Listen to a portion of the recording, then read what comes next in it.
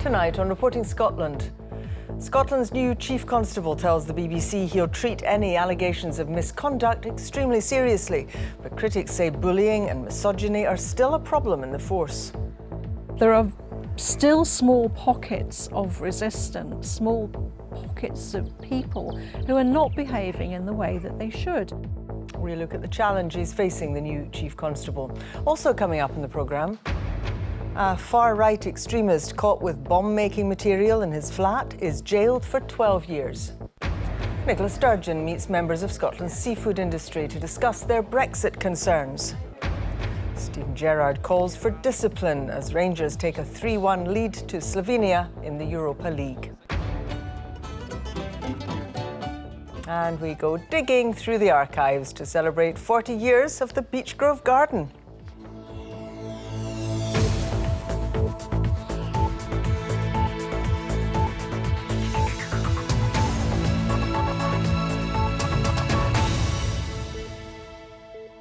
Good evening.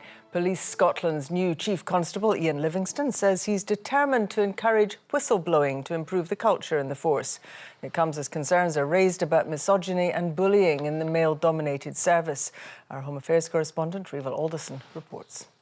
Okay, colleagues, good morning. A very warm welcome to Cathcart Police Office this morning. Assistant Chief Constable Gillian MacDonald, here launching a major raid against benefit fraud, is one of 3 women newly appointed to the most senior ranks in Police Scotland. Right, go! But what sort of service is it for new recruits? There's an independent review into the way complaints within the police are handled. And the force remains male-dominated, men accounting for around 70% of all officers. As a former Deputy Chief Constable, Angela Wilson tried to address this, working on policies and procedures to help women returning to work after having a family. But it's still a problem. The highest levels, the policies and procedures are there. It's just unfortunate that these are not always applied fairly across the whole force. And sometimes it comes down to who your senior officer is or who your boss is and how they apply it, because some people see it as just an incumbence. We had a number of women at the executive level, a number of women at the superintending levels and others, and actually that's going backwards. Clearly something's not right. Single mum Karen Harper, a police officer for more than 20 years, knows how difficult it can be for a woman in the police. She's hoping to give evidence to MSPs on the real picture of how they're treated. So far, the Justice Committee has only heard from people with a vested interest in maintaining that Police Scotland and the oversight bodies are running along swimmingly and everything's perfect. However, people like me now with the Justice Committee hearings will get a voice and be able to present evidence contrary to that.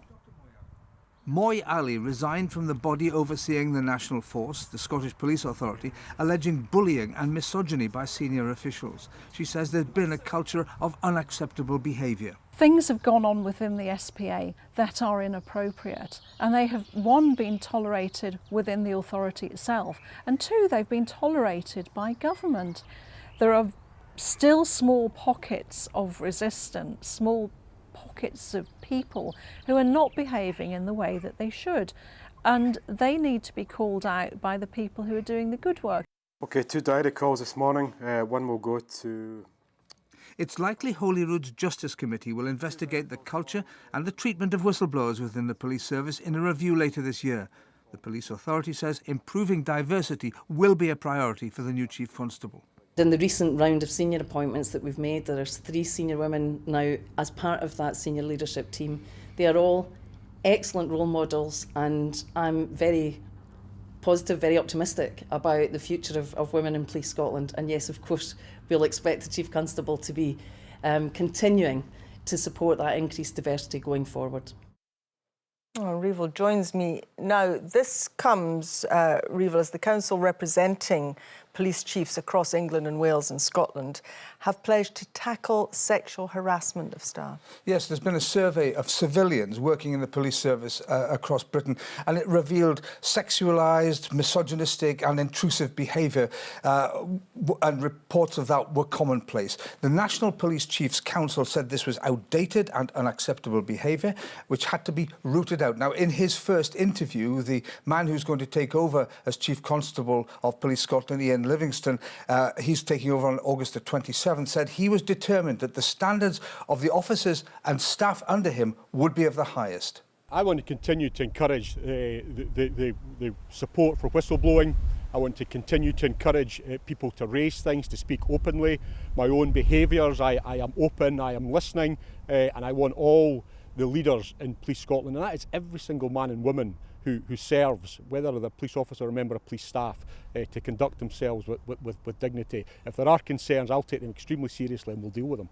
Well, apart from this issue, Sally, Ian Livingstone has to look forward to 2026. He probably won't be there then, but he's got a 4-year contract. But that's the date by which the merged force, will have saved the money that the government promised that it would do. He has proved so far to be a safe pair of hands in the 11 months or so that he's been in interim charge, and he and indeed the government will be hoping that the next 4 years will allow him to concentrate on police issues rather than firefighting chaos as his 2 predecessors have had to do. Ravel Alderson, thank you very much indeed. A far-right extremist who was caught with bomb-making material in his Edinburgh flat has been sentenced to 12 years in prison. 35-year-old Peter Morgan was convicted of terrorism charges and breaching the Explosive Substances Act. Stephen Godden has more. Pictured 3 years ago at a White Pride rally in Manchester, Peter Morgan was open about his extreme views. He sent messages describing his hatred of Muslims. His Edinburgh neighbours said he seemed proud to be a member of the Scottish Defence League. Just how dangerous he was, however, was discovered by accident. A teenager had collapsed nearby, which led police to Morgan's flat, where they found a swastika flag and neo-Nazi literature. There were also terrorist training manuals and the ingredients needed to make a bomb. Ball bearings glued to a vinegar bottle, explosive powder and fuses. Morgan had also tampered with fireworks and rocket ignition switches.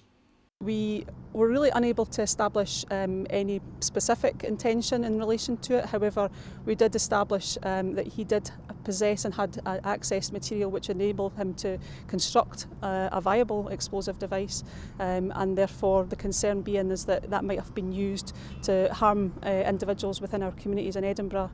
A bomb disposal expert told the trial the items could be turned into a viable improvised device capable of causing horrific injuries. Peter Morgan claimed he simply wanted to film himself blowing up a turkey and post the video on YouTube. A jury didn't believe him. Sentencing Peter Morgan, the judge told him that his crimes had not only threatened the safety of the public, but also our values as a democracy. Freedom of speech, Lord Boyd continued, meant that he was entitled to his views, however abhorrent people might find them.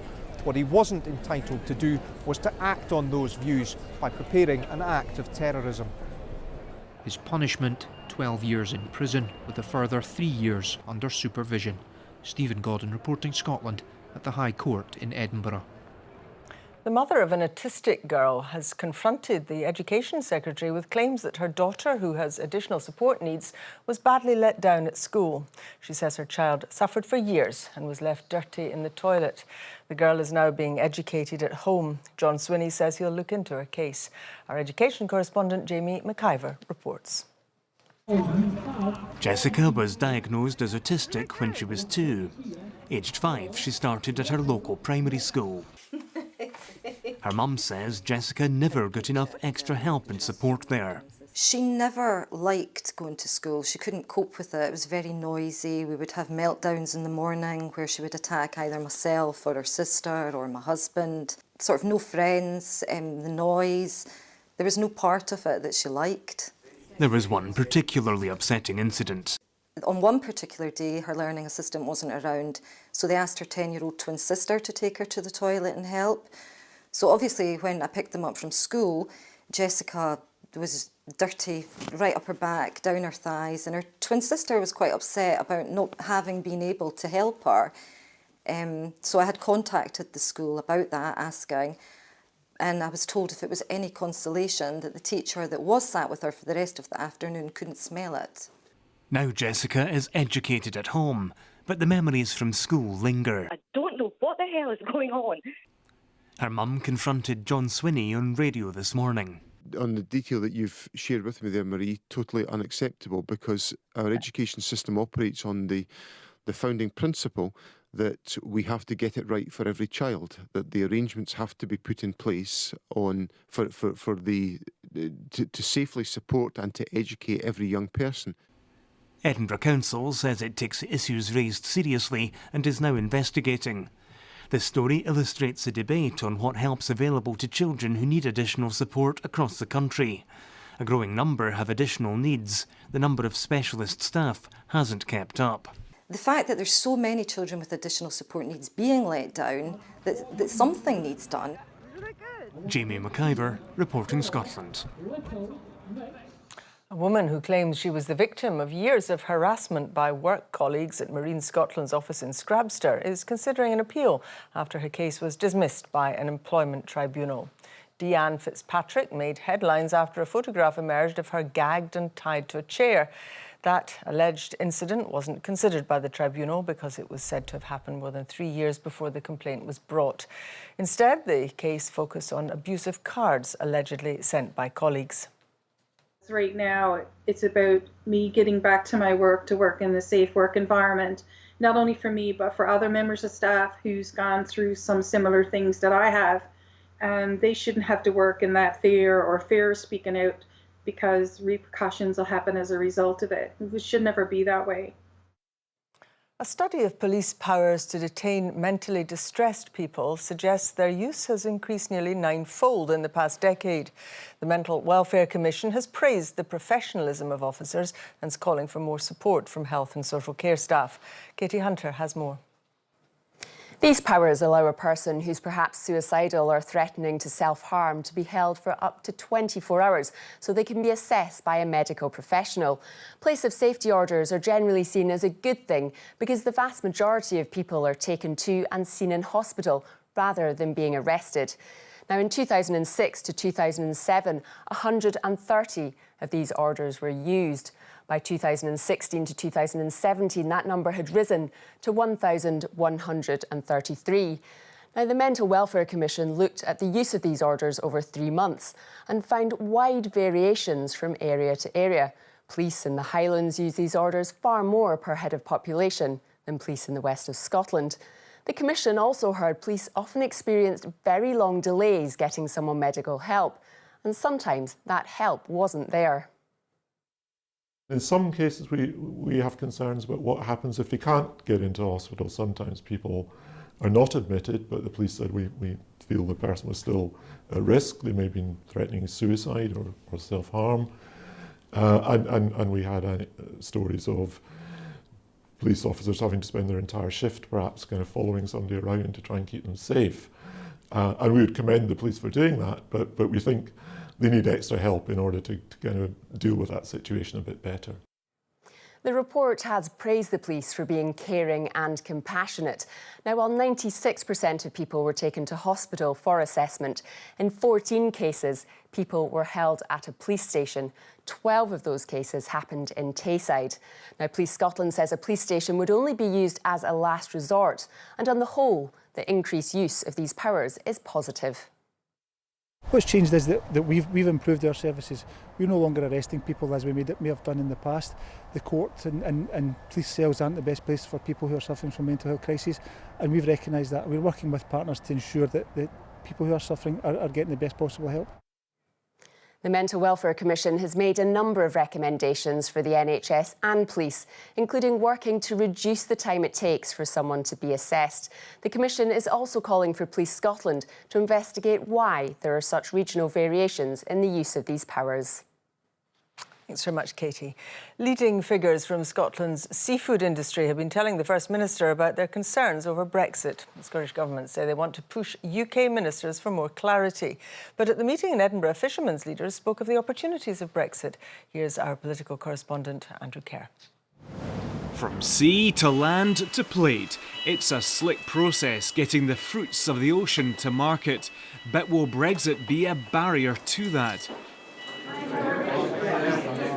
The First Minister hosted a seafood summit in her official residence as she listened to concerns from the industry leaders. Ensuring that border control mechanisms are understood and that we have frictionless trade at the border is really important to us. So we're talking with all of our supply chain, from those who we rely on for our raw materials to the hauliers and transporters that get our goods out to market. The point of the summit was to push the UK government for clarity. My job is to be as informed as possible about the detail of the Scottish position, the diverse fisheries that we have, in order to get the best possible outcome for the Scottish seafood sector. The UK government has said they're looking forward to the UK being an independent coastal state and that there are business opportunities from Brexit. Indeed, at the summit, fishermen's leaders spoke about that as we leave the common fisheries policy. We really look forward to the day when we are a leader, a world leader, and I really mean that in terms of harvesting sustainable seafood. That would be what would happen to us as an independent coastal state, acting outside the CFP, but just as a normal independent coastal state.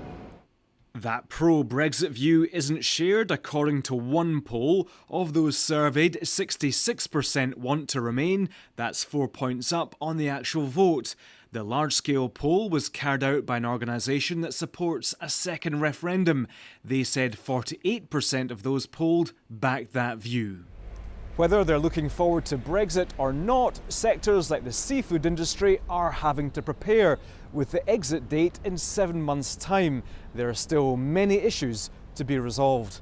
Andrew Kerr, reporting Scotland at Bute House in Edinburgh. She's known only as the Tumbling Lassie, a little girl sold into slavery to a travelling showman in the 17th century, whose case sparked an outcry and an important ruling in the Court of Session. Today, she's the subject of a new show by Alexander McCall-Smith at the Edinburgh Fringe. Our arts correspondent Pauline McLean reports.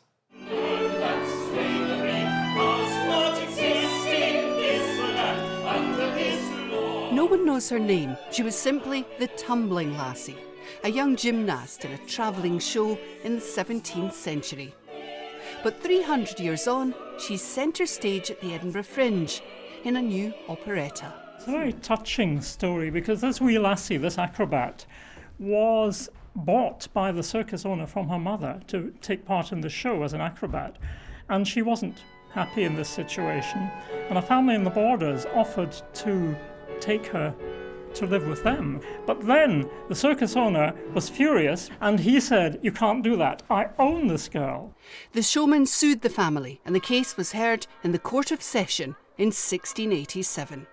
What the court said was, there are no slaves in Scotland.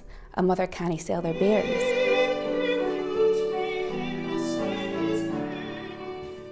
I don't know if it was the first case of its kind, but it's certainly one of the first. And we were just really struck by the fact that that case is like 330 years old, but today there's more slaves, there's millions of people in slavery or effective slavery in Scotland and also all over the world.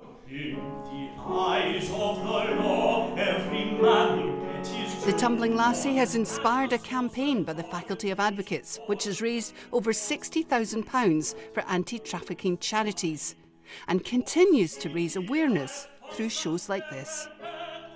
This story fits very well in the late 17th century in Scotland, but it's a story which is being reenacted as we speak. There are people who are subject to this sort of treatment right at the moment in modern Scotland. If this little musical piece just draws people's attention to that, well, then I think our work is done.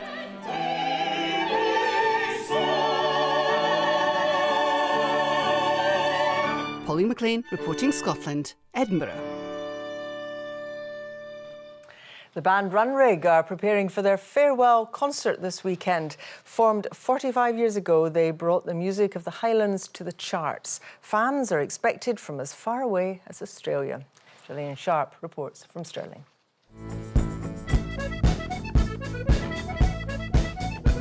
From modest beginnings to the eve of their last live gigs in front of 47,000 fans, some mixed feelings but at peace with the decision. we never planned too far ahead. We didn't have a grand plan of world domination or anything like that.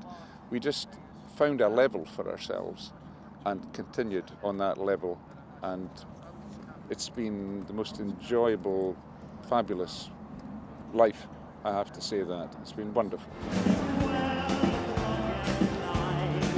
They took the music, language and concerns of Scotland and the Highlands to a wider audience. That unique sound has evolved over the years. When they auditioned for a new band member, they plumped for a Canadian from Cape Breton, Nova Scotia. There was a connection musically, pipes and drum bands over there, there's a Highland game, so I grew up in so much of the Scottish culture that it was just a natural fit for me.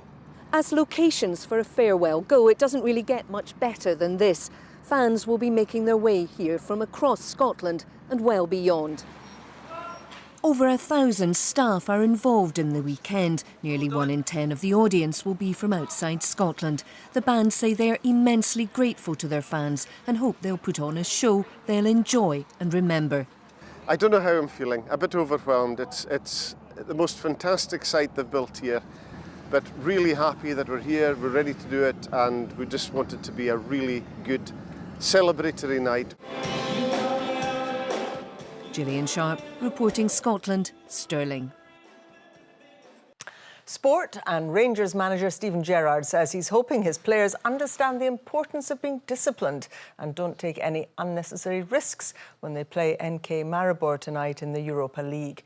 The Ibrox side head into the second leg of their third-round qualifier with a 3-1 lead, knowing victory will set up a playoff match against Russian side Ufa. Heather Dewar reports. A picture-perfect destination for fans. But for players, Maribor hasn't always been an easy hunting ground. The Slovenians have been the scourge of Scottish clubs' European hopes 4 times in the past 9 years, eliminating Celtic, Aberdeen and Rangers. With a playoff place at stake tonight, Steven Gerrard's men will be looking to take no chances. And discipline will be a key factor. Rangers reduced to 10 men in both their league encounters so far this season. This former Rangers manager believes that risk avoidance is crucial. As the old saying goes, every penny counts. I think, the further you go, the more money comes in. Hence, obviously helps in the recruitment side of it, months down the line. But no, I just think the feel-good factor's back. If you've seen the games that have been at Ibrox of late, full houses, everyone enjoying the football. So yeah, it's important that they go as far as they can. Well, Alfredo Morelos will be hoping to help them do that. On form against St Mirren last weekend and on the score sheet in the first leg against Maribor, he's now the subject of a £3.75 million bid from Bordeaux, which has been rejected. It'll be setting a precedent to the fans as well if they can manage to keep a hold of him. Hopefully the board don't need the money. So they keep a hold of him and he just keeps doing the business on the pitch. Whether Morelos stays or goes from the club, there could yet be more faces brought in. Talks are continuing between Rangers and Hearts for striker Carl Lafferty. For now, though, their focus will be on a tough match in Slovenia as Rangers look to capitalise on their first leg advantage. Progress in Europe and the wealth that brings at stake. In the other Europa League qualifying game tonight, Hibs are currently trailing to Norwegian team Molde 1-0 at half-time. Camera 4. The Beech Grove Garden has been a firm fixture on our televisions for 40 years. Now old tapes have been dusted off and treasures unearthed to create a special anniversary programme. Rebecca Curran has been speaking to the presenter Jim McCall, who led off the first show in 1978 and still at it. Hello. Last autumn, a group of us here at the BBC in Aberdeen started work on a project. How could one ever forget? There are reminders everywhere. The Beech Grove Garden, transmission 14th of April 78. It's 40 years since the Beech Grove Garden first hit television screens. By the time you get finished, you'll be quite a good hand to dig in, I think. When the BBC started digging up a patch of garden at the back of its Aberdeen studios, no one knew the show they were creating would be a hardy perennial. In the early days, 1 million people tuned in to watch. Gardening guru Jim McCall returned to the original garden and revealed the secret to its success. Petrocelli was on from 9 till 10, and then on came these two guys talk about lettuces and cabbages and stuff. But the blokes had just come in from the pub. And tomorrow morning they were going to face the garden out there. Saturday morning was a gardening morning, you see, so it just clicked. We reminded them of what they should be doing, and they were so thankful that they became hooked. Over the years, the garden grew, and so did the cast. Welcome, Carol. Carol Baxter broke ground in '86, becoming the first female gardening presenter in the UK. It's not all potting and planting. The presenters have plenty of fun too. There's folks coming in at the gate now. And on open days, fans turned up in their droves. Today, the garden is located in the West Hill area of Aberdeenshire. Where did we get that from? After 4 decades, there's no sign of the cast and crew stopping digging. It fascinates. It doesn't matter where we go, we get more stories. I mean, it's taken us to places, we met people that we might not otherwise have done. It's been an incredible experience. Rebecca Curran, reporting Scotland, Aberdeen. And you can watch the Beech Grove Garden story on BBC One Scotland this Sunday at 5:35 p.m. Now, I think rain is good for gardens. It is, yes. Fond memories of that programme, Sally. I used to watch it when I came in from Brownies. There you go. Good evening to you. We've got hundreds of pipers in Glasgow at the moment, braving the elements for the Worlds taking place over the next couple of days. It looks like rain is on the cards, but good luck to you all. Anyway, if you look at the pressure chart, you can see why. First of all, we have the westerly winds today, bringing showers, but the next weather front approaching tonight, one behind that as well for Saturday. So we're looking at some rain coming in as we head through tomorrow. Still a number of showers as we head through this evening, but equally some sunshine and some brightness. The showers gradually becoming confined to Western Scotland as we head through the overnight period. And a breezy night, those winds strong along the west coast as well. Temperatures holding up around about 10 or 11 Celsius, a few degrees lower in some rural parts, certainly of eastern and northern Scotland. So tomorrow it's a dry and indeed sunny start for eastern Scotland, Caithness, of our north and Northern Isles as well. But from first light we'll start to see cloud increasing for the west coast, outbreaks of light rain initially pushing in here, the cloud gradually extending across the country as we head through the day, and the rain starting to get that wee bit more persistent in the west as well. So for the afternoon, Shetland still holding on to dry weather and some good sunny spells, probably seeing the best weather during daytime hours tomorrow. Over Orkney, we'll see the cloud increasing but staying dry. I think we'll see hazy sunshine for the likes of Aberdeenshire, maybe Caithness as well. The highest temperatures for the northeast, and we'll see maybe some spits and spots of rain across more inland parts of eastern Scotland, but I think generally dry. But come further west, that rain becoming more and more persistent, certainly for western coastal areas. Some heavy bursts for Argyll and up and towards the West Highlands. Quite strong winds for the west coast as well. Into tomorrow evening, it's dry in the east, but we'll see that rain continuing for a while in the west, gradually becoming confined to the southwest as we head through the overnight period. Then on Saturday, at the moment, it looks like we'll see cloudy skies for southern Scotland with outbreaks of rain into the central lowlands as well. We lose the strong winds in the north. It becomes drier and brighter with spells of sunshine. Temperatures reaching around about 17 or 18 Celsius. That's your forecast, Sally. Good evening from us all.